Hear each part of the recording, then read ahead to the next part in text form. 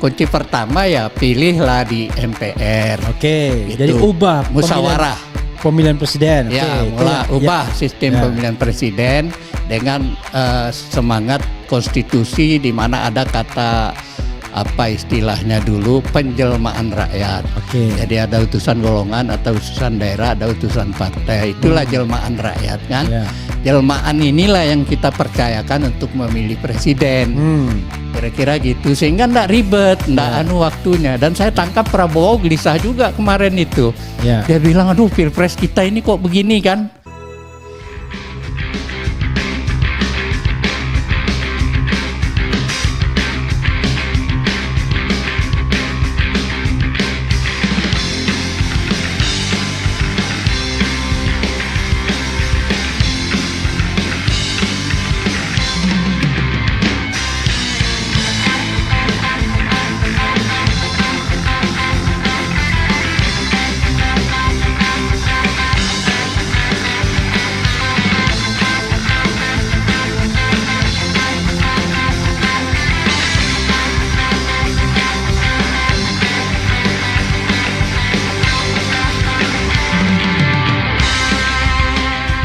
Abang pernah nggak bertemu dengan Prabowo Subianto? Saya pernah ketemu tapi tidak secara spesifik. Kayak pernah satu meja di Universitas Bung Karno dengan Ibu Rahmawati. Nah, tapi kan saya tidak banyak komentar lah ngobrol orang Oke, itu tahun berapa itu? Sekitar 2018. Oke. Terus 2023 di DPR, MPR waktu sidang MPR ya. Waktu itu pas saya ke toilet ketemu, dia sapa saya, gimana caturmu? Ah gitu dia. Kok catur? Iya, beliau kenal saya sebagai pengurus catur. Oke. Karena Percasi. Iya, adiknya kan ketua umum Percasi dulu. Saya ketua bidang Adiknya itu organisasi. Hasim. Oh, I see. Saya jadi ketua bidang organisasi. Jadi dan beliau juga tahu dari kawan-kawan juga saya. Oke. Nah, waktu 2019 saya ketemu juga di rumahnya Pak Joko Santoso sebagai ketua ini. Beliau lihat saya langsung dia datang bisik ke kuping saya, provokator. Hanya sepotong kata langsung pergi nyengir. Oke. Jadi tidak ada pertemuan yang sifatnya diskusi atau apa. Itu ada beberapa kali. Dia bercanda atau serius itu? Bercanda lah sambil ketawa nyengir ninggalin saya.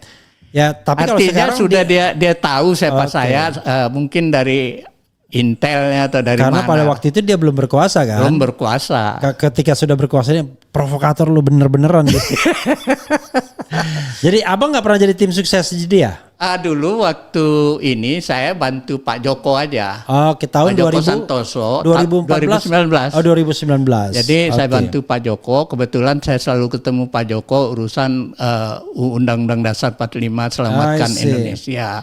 Jadi Pak Joko beberapa hal meminta konsep, pikiran atau apa, dan saya ketemu. Bahkan di suatu malam mobil saya dipecahkan kacanya. Oleh? Anda tahu, orang ambil dokumen tapi yang terangkat dokumen catur. Oh, daftar anggota catur yang ikut turnamen, daftar hadiah hilang semua.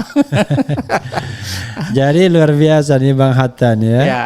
Jadi kalau bisa dibilang Bang Hatta ini pemain bebas. Oh, bebas. Tapi Anda bisa ikut menjadi deklarator atau pendiri PAN itu ceritanya gimana? Oh, dulu kan gini, zaman Pak Harto kan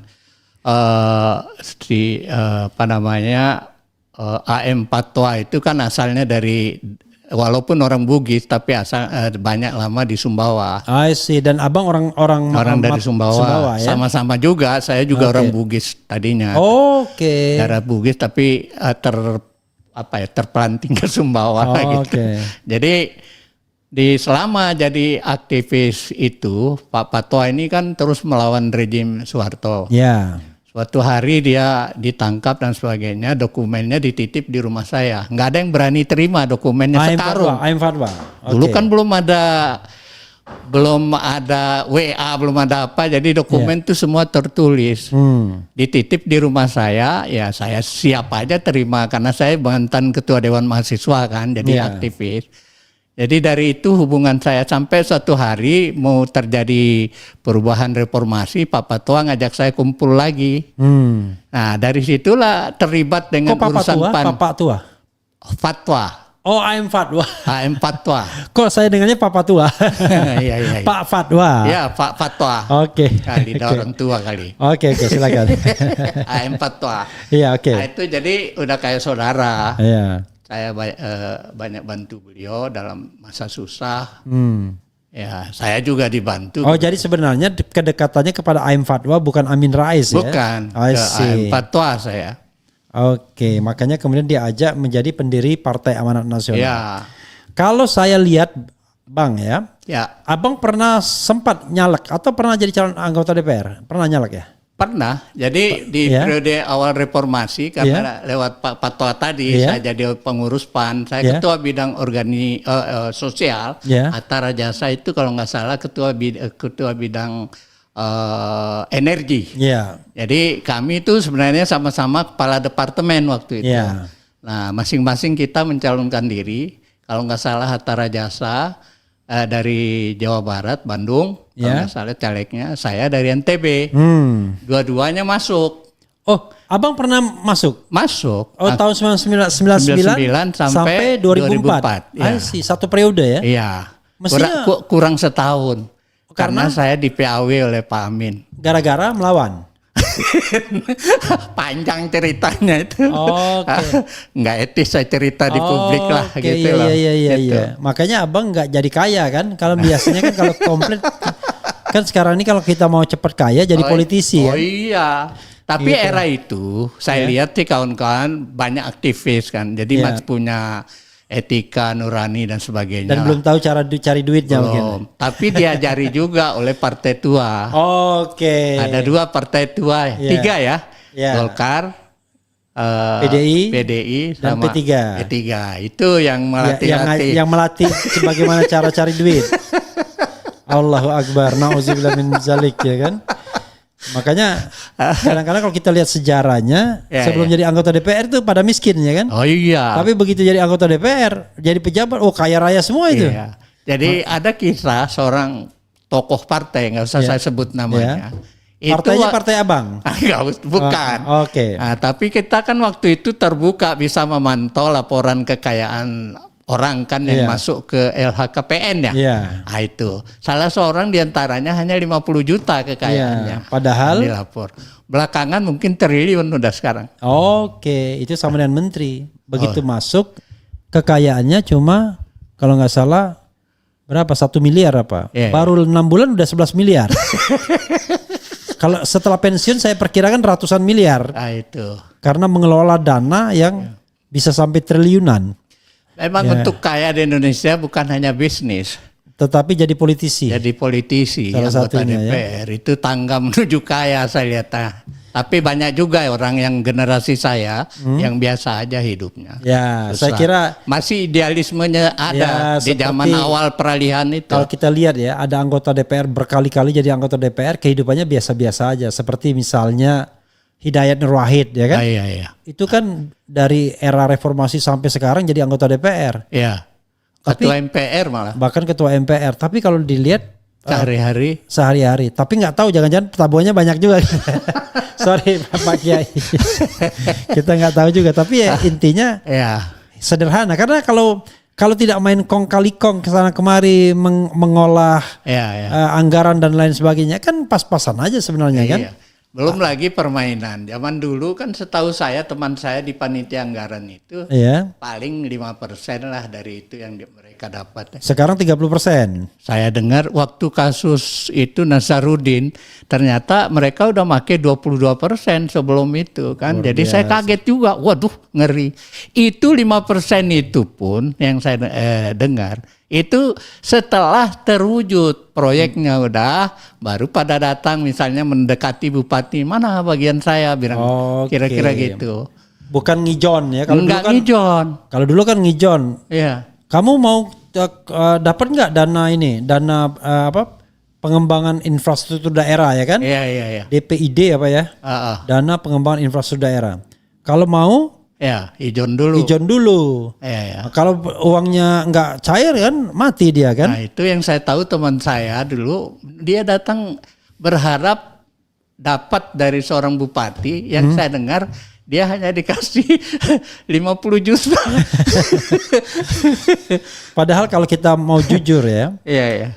di antara semua pejabat publik yang pendapatan resminya gede itu anggota DPR. Oh iya. Itu sebulan itu dia bisa dapat miliaran per tahun. Iya. Tetapi memang tidak ada apa-apanya dibandingkan komisaris kalau dia misalnya merangkap komisaris BUMN tapi bukan anggota DPR-nya kan. Iya. Itu bisa semiliar per bulan. Kalau komisaris Pertamina, Telkom, Iya. bank dan lain sebagainya. Iya.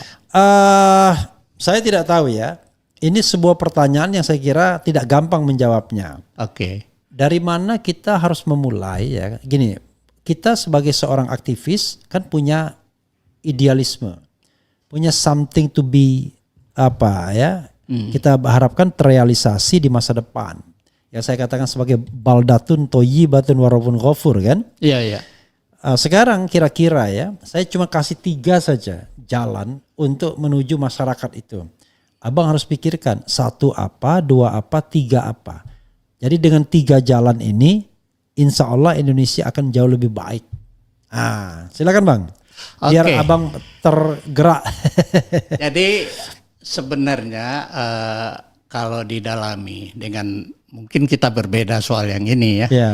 Misalnya lewat kalau ada konstitusi seperti yang dulu, Ya. minimal ada MPR sebagai pengontrol presiden. Ya. Pilpresnya lewat musyawarah dengan biaya yang murah, kalaupun ada kenakalan tidak melibatkan masyarakat luas, sehingga tidak terjadi kerusakan masif di masyarakat.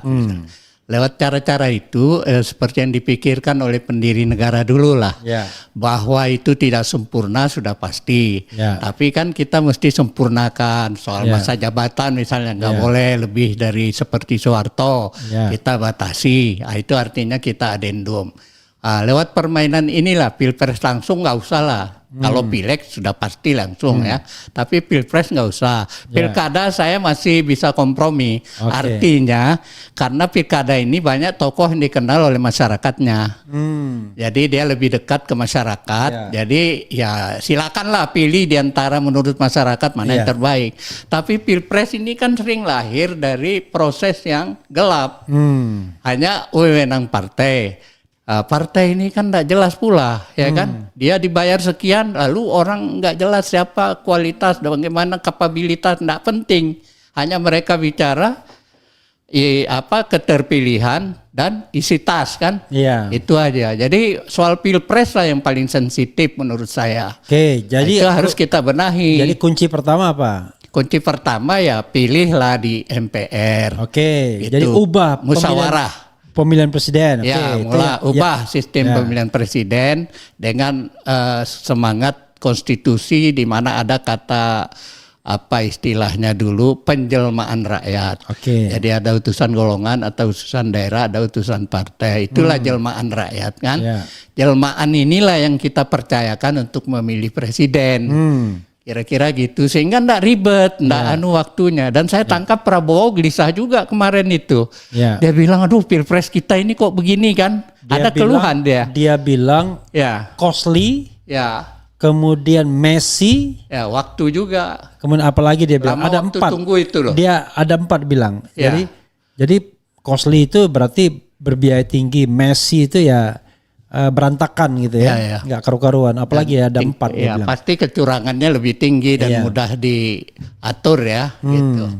Ya itu kita kalau mau bicara tanda petik selamatkan Indonesia ya kira-kira itu dulu lah, sistem kontrol presiden dulu lah, supaya presiden tidak semena-mena tiba-tiba Nggak pernah kampanye pindah ibu kota, tahu-tahu pindahin ibu kota. Nggak Oke. pernah kampanye soal PSN, tahu-tahu daerah ini di PSN kan dan seterusnya.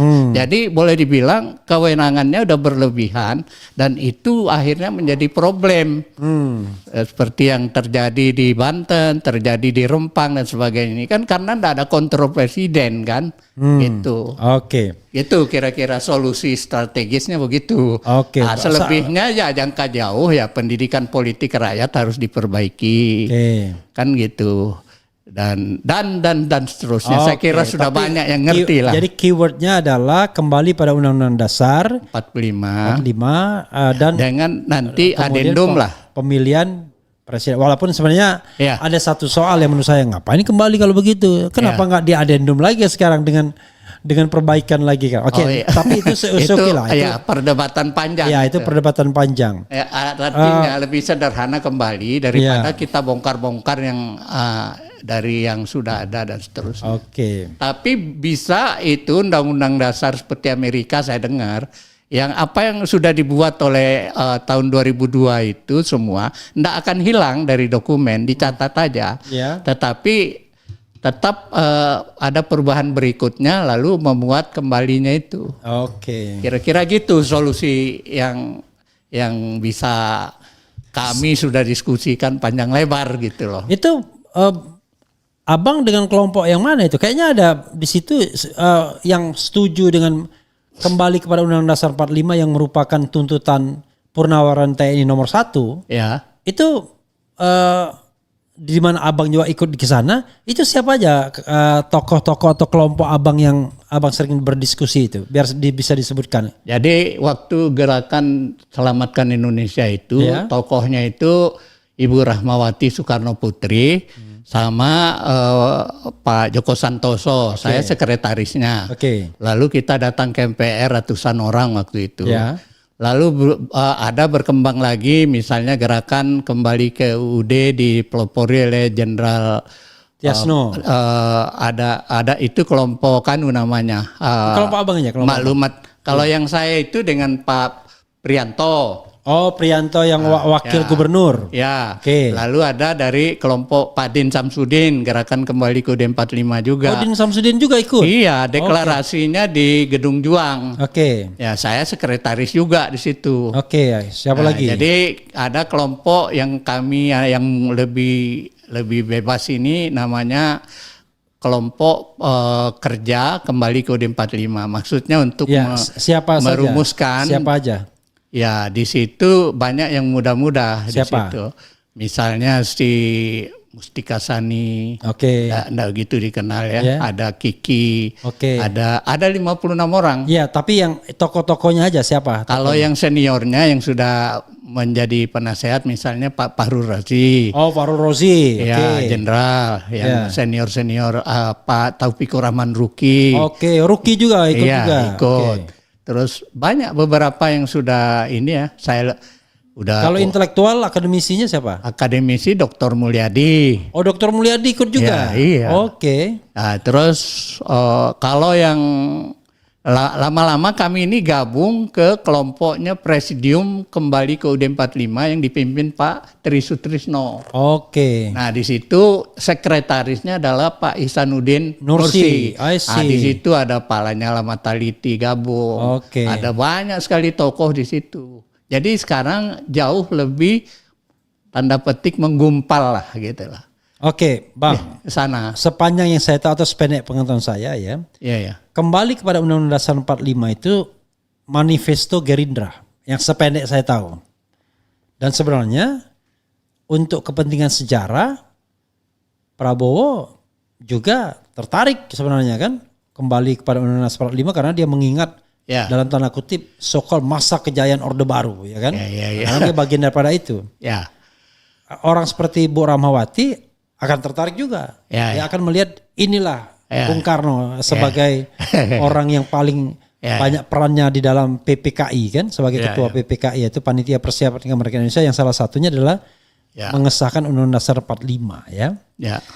Tapi persoalannya adalah kesannya ya kok seperti romantisme sejarah saja ini. Karena saya mengatakan not proven under 1945 Constitution itu Indonesia menjadi negara yang benar. Coba you name it. Di mana kita di bawah Undang-Undang Dasar 45 itu kita dianggap negara hebat. Yang terjadi di bawah Undang-Undang Dasar 45 itu memunculkan dua rezim otoriter. Rezim otoriter Orde Lama dan rezim otoriter Orde Baru. Pertama, karena tidak konsekuennya para pemimpin bangsa itu sendiri terhadap UUD 45. Misalnya dekret presiden kembali ke UUD 45, ternyata presiden menerapkan demokrasi terpimpin, di mana kekuasaan tersentralisir ke Soekarno. Jadi ya enggak ada lagi, masa di era itu ketua MPRS jadi menteri, ketua Mahkamah Agung jadi menteri. Jadi enggak ada sebenarnya, bahasanya mungkin tidak konsekuen terhadap pesan-pesan konstitusi. Mungkin karena peran sejarah mereka yang hebat, lalu dia merasa punya kewenangan untuk melakukan apa saja demi menurut versi dia, ini loh cara menolong Indonesia. Pak Harto juga gitu, ya kan? Justru sangat keras kritik dari tokoh-tokoh bangsa termasuk YLKB, Yayasan Lembaga Berkonstitusi Pimpinan Bung Hatta kan. Nah, dulu juga Bung Hatta dengan kawan-kawan Liga Demokrasi juga keras mengkritik Soekarno. Nah di era Pak Harto, Bung Hatta juga mengkritik pelaksanaan UUD 45, termasuk Jenderal Nasution, Ali Sadikin membentuk petisi 50 dan seterusnya. Itu selalu judulnya itu adalah tidak konsisten atas pelaksanaan UUD 45. Nah, ya boleh dibilang dui fungsi itu disalahgunakan. Tentara menjadi dominan di berbagai sektor kehidupan, kan udah tahu lah ya. Itu semua. Angkatan 7778 kami ini juga dulu juga kritik soal pelaksanaan UUD 45. Jadi kita menganggap masa-masa itu masa yang belum konsisten. Nah, kami mengajak untuk konsisten kembali membaca pasal-pasal UUD 45 yang murni itu, yang ini, di mana baik dan lemahnya. Salah satu kebaikannya ya kalau saja MPR itu berfungsi dengan benar dan presiden bisa dikontrol, maka negara ini ada jalan yang selamat yang itu. Jadi implementasinya nanti ke depan itu tidak lagi mengacu kepada referensi-referensi yang masa lalu yang nggak beres itu. Jadi teks itu kita terjemahkan dengan benar dan baik lah. Gitu. Bang. Ya kalau kita bicara mengenai sebuah sistem bernegara, sistem bernegara itu diatur oleh konstitusi sebagai hukum tertinggi. Kalau konstitusinya baik, maka dia bisa men-trigger sistem yang baik. Kan begitu teorinya. Tapi kalau konstitusinya tidak lengkap, banyak loopholes-nya, banyak lubang-lubangnya, maka dia men-trigger sistem yang kemudian akhirnya tergantung penguasa di lapangannya. Artinya kan tidak terbukti Undang-Undang Dasar 45 versi asli itu menjadi sebuah dokumen yang bisa menjaga bangsa ini agar tetap lurus pada sejarah yang ingin dibuat. Kalau begitu cara melihatnya UUD 2002 juga bermasalah kan. Artinya penguasa juga akhirnya semau-maunya juga kan. Kita lihat apa yang terjadi selama kepemimpinan Jokowi di bawah konstitusi amandemen juga kan enggak juga seperti yang dipikirkan, seperti apa yang diharapkan oleh para pengamandemen kan. Tapi paling tidak ada pembatasan kekuasaan dibandingkan Pak Harto 7 periode. Nggak ada yang berani ngomong pada waktu itu. Lah kan sistem militer itu saya bilang, militerisme bukan sistem UUD 45 kan. Artinya kalau kita bicara mengenai sebuah success story, baik di bawah Undang-Undang Dasar 45 yang konon katanya asli, dan di bawah Undang-Undang Nomor 45 yang versi 2002 ini, memang nggak pernah negara kita menjadi negara yang konstitusional kalau begitu. Iya, karena itu saya berharap generasi yang lebih muda ini, yang udah lebih pintar, lebih cerdas, lebih tidak ada lagi kebanggaan sejarahnya gitu. Ya. Misalnya kayak Soekarno, dia proklamator, jadi dia merasa berwenang. Oh, yang paling berjasa yang gitu. berjasa. Datang Soeharto dianggap sebagai pahlawan dan seterusnya. Sekarang kan nggak ada lagi. Nggak ada lagi. Nah, jadi kita egaliter. Di masa egaliter inilah kita coba berbicara secara rasional. Mana yang harus kita benahi, mana yang kita lupakan. Ya. Artinya dengan proses demokrasi yang ada sekarang, yang terbangun, di mana ada semangat egaliter, semangat saling menghargai, ya itu yang dilakukan. Apakah bentuknya kita berkompromi, berapa istilahnya, bermusyawarah. Ya, bermusyawarah untuk mufakat. Ya, untuk menyelamatkan bangsa ini seharusnya begini, tanpa harus kita saling menuding, ini nggak benar, lu nggak benar, ya nggak akan selesai. Kita lihat aja secara rasional bagaimana sebaiknya menata negara ini. Saya kira gitu. Itu berdasarkan pengalaman-pengalaman buruk baik di era reformasi maupun di era lama. Itu kalau ya kan anggota atau penguasanya mau ngajak dialog, ya kan? Ya. Kalau ini kan penguasanya malas sudah untuk mengajak dialog itu kan? Ya itu kita nggak boleh putus harapan. Jadi kita harus punya pikiran yang baik. Ya artinya apa namanya? Kadang-kadang yang kita lihat itu tidak seperti apa yang tampak kan? Yang kita pikirkan itu. Misalnya orang mengatakan Soekarno itu presiden seumur hidup karena dia ambisius dan sebagainya. Padahal itu soal taktis zaman dulu itu, akal-akalnya Sekber Golkar sama TNI. Yang takut PKI itu berkuasa setelah pemilu yang akan makanya dijadikan seumur hidup. Iya. Untuk jadi bumper. Bumper paling tidak kalau PKI berkuasa ada masih presiden yang mereka pegang kan gitu. Tapi kalau kita lihat tradisi politik Indonesia sama, patriarki begitu.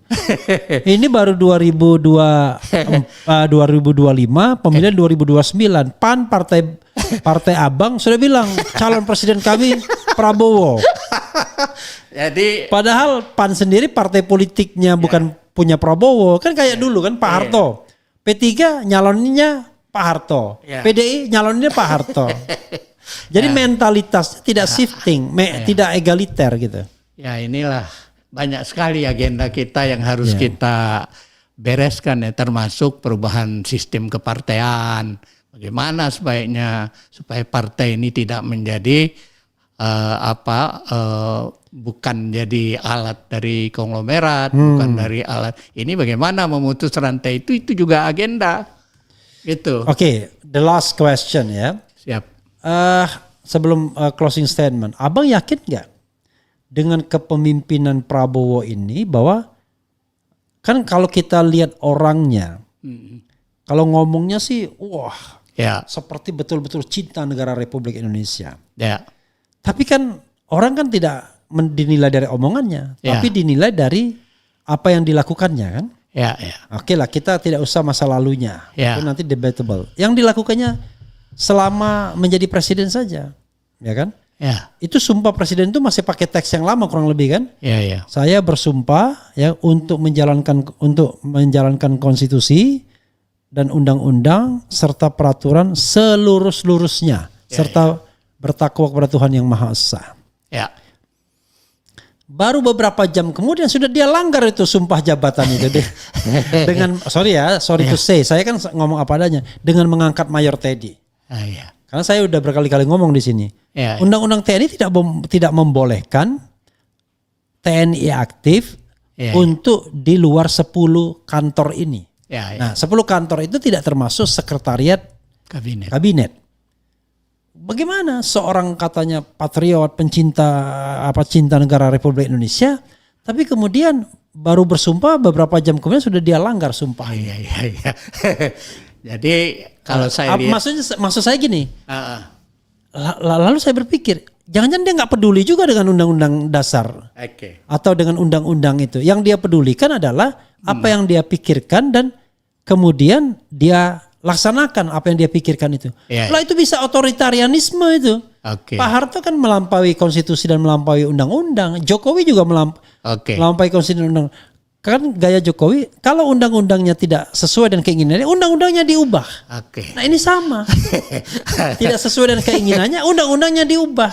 Menyesuaikan dengan kepentingan untuk Teddy misal ya. Ya. Walaupun ini baru contoh kecil. Tapi kan kalau kecil saja kita sudah tidak permasalahkan, takutnya tambah besar nih barang. Oke. Silakan. Ya Bang. kita tetap melakukan kontrol-kontrol seperti itu. Ya. Kalau saya sih artinya masih melihat ada harapan kepada dia. Karena saya belum melihat ada potensi lain yang akan bisa lebih baik. Gitu. Ya. Lebih baik dan bisa terpilih. Ya. Orang baik seperti Anies. Nah persoalan keterpilihan ini juga bagian dari permainan kan. Iya. Jadi itu yang saya khawatir. Iya. Jadi ini ada orang yang saya anggap masih ada niat baik. Oke. Ya kan di dia ini. Iya. Bahwa ada yang dia lakukan katakanlah semacam diskresi dia itu bagian dari taktik dia untuk menyelamatkan keamanan pribadi dan ini dan sebagainya, mungkin saya anggap seperti itu. Tapi yang saya lihat sih ada niat baik. Salah satu misalnya sekarang kan umat Islam kan tidak pernah lagi dibully, di apalah ya di kayak era Jokowi. Ya kan? Nah, itu kan sebuah plus juga. Orang Muhammadiyah udah bisa jadi menteri kan gitu. Akomodasi seperti itu saya anggap sebagai. Tapi inner circle-nya kan banyak sekali. Iya. Yang maaf kata ya, yang dari kelompok minoritas tuh inner circle-nya. Coba lihat. Iya. Itu inner circle dan kemudian yang disalurkan BUMN dan lain sebagainya yang membackup kekuasaan lama dan baru gitu. Ya itu pasti dari mungkin berbeda dari konsep sebelum 13 Oktober kan. Jadi kita ya maklum aja dia. Saya anggap dia sedang main juga lah gitu loh. Dia main. Tapi yang jelas apa yang dia lakukan dalam bentuk P3K itu aja kan saya tangkap ada niat baik. Nah selama kita belum temukan yang lebih baik dari ini, ya mau tidak mau realistis. Politik itu kan realistis, ya kan? Jadi ya kita lihat aja lah, udahlah, yang ini dulu lah. Mungkin skornya 6, ya udah kita usahain naik jadi 6,5 atau 7 dan seterusnya. Jadi ya politik itu ya begitulah ya dalam konteks Indonesia yang runyam tentunya. Kecuali kita udah mapan, stabil dan sebagainya. Baru bisa kita bicara yang lebih idealis. Saya khawatir ya ketika P3K itu sudah selesai atau jangan-jangan 5 tahun itu cuma P3K aja. Ya sama-sama lah kita jadi lihat.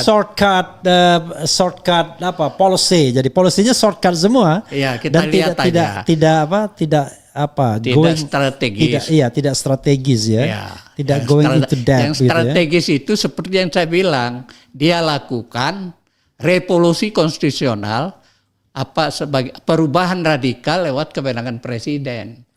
Itu kuncinya. Dekret maksudnya. Nggak sampai ke situ juga.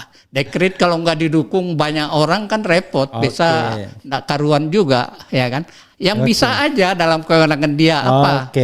Ya, ganti ganti menteri, ganti perpu itu bisa kan sebenarnya? Iya, perpu bisa digunakan. Tapi itu bisa dia lakukan ya kalau dia punya pembantu yang lurus. Itu. Pembantu yang tidak punya vested interest. Ya. Pembantu yang tidak punya conflict of interest, pembantu yang tidak memupuk harta kekayaan, pembantu yang tidak jualan ketika menjadi pejabat publik. Ini kan pembantunya jualan semua. Ya ini yang kita lihat. Diangkat sebagai pejabat publik, perusahaannya bejibun.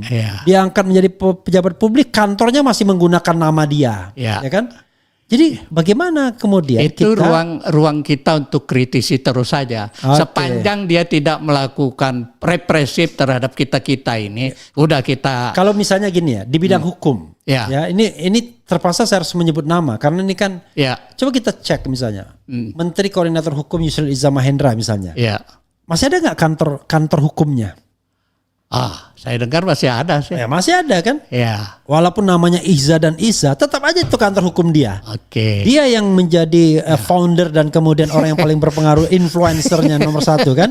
Kalaupun ada adiknya dan lain sebagainya itu kan the second line aja. Nah, pertanyaannya adalah kira-kira konflik. Dia gunakan nggak itu sebagai conflict of interest, paling tidak trading in influence. Oke. Kan sangat mungkin. Ya kalau itu kan sejak era SBY dia Iya. udah seperti itu kan. Otto Hasibuan misalnya. Iya, iya. Masih nggak kantor dia? Ya.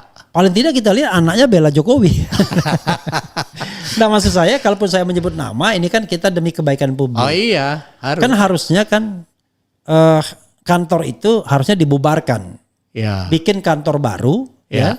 yang dia tidak punya konflik of interest di sana kan begitu. Karena itu kan konsekuensi kan seharusnya. Kayak Pak Hugeng lah. Iya. Waktu beliau diangkat jadi Kapolri, toko bunga istrinya tutup. Nah itu jadi baru kita percaya. Iya. Tapi kan nggak mungkin orang-orang itu akan menutup ladang bisnisnya. Iya, iya. Karena kehidupan mereka adalah kehidupan yang kehidupan yang mewah. Nggak kayak abang sama saya kutu kupret.